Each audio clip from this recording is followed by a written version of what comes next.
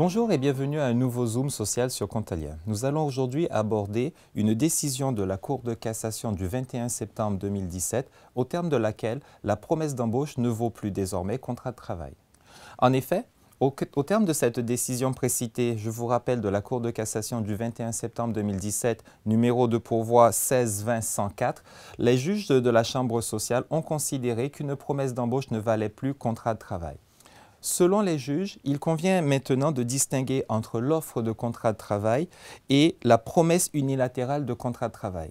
Cette décision de la Cour de cassation correspond à un retour par rapport à une jurisprudence constante de la Chambre sociale qui voulait que la promesse d'embauche valait bien contrat de travail.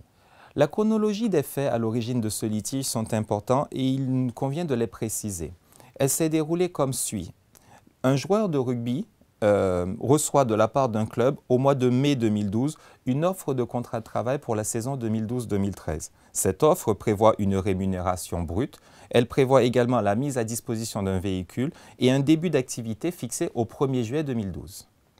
Par la suite, par un courrier électronique adressé le 6 juin 2012, à l'agent du joueur, le club indique ne pas pouvoir donner suite à la proposition qui avait été faite. Le 13 juin 2012, l'agent du joueur renvoie au club la promesse d'embauche signée.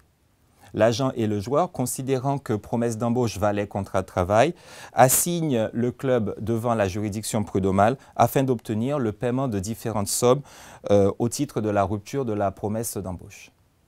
Au terme de la procédure, la Cour de cassation n'a pas fait droit à ces demandes de la part du joueur et de son agent. Et selon la Cour de cassation, il convient maintenant de distinguer deux situations. D'une part, l'offre de contrat de travail.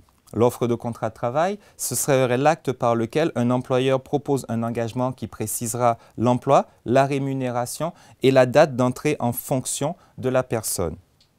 Cette offre de contrat de travail pourra être rétractée tant qu'elle n'est pas parvenue à son destinataire ou qu'on est dans le délai qu'on a fixé dans le contrat lui-même pour cette rétractation ou même au terme d'un délai raisonnable. La rétractation de l'offre de contrat de travail dans les conditions précitées fait donc obstacle à la conclusion du contrat. Elle pourra malgré tout engager éventuellement la responsabilité extra-contractuelle de l'auteur de la rétractation. Dans le deuxième cas de figure, on est dans la situation de la promesse unilatérale de contrat de travail, la Cour de cassation n'utilisant plus le terme promesse d'embauche. Et dans le cadre de cette promesse, c'est la promesse d'un contrat par lequel une partie, le promettant, accorde à l'autre, le bénéficiaire, le droit d'opter pour la conclusion du contrat ou pas. Dans cette situation, la révocation de la promesse pendant le temps laissé au bénéficiaire pour opter pour la conclusion du contrat n'empêchera pas la formation du contrat. Le promettant sera engagé dans le cadre de cette relation contractuelle. En qualité d'employeur, il est très important aujourd'hui de veiller à la bonne rédaction de ces engagements parce que la Cour de cassation fait une distinction fondamentale entre l'offre de contrat de travail et la promesse unilatérale de contrat de travail. Les conséquences et les engagements ne seront absolument pas les mêmes. Je vous remercie et je vous dis à très bientôt pour un nouveau Zoom social sur Contalia.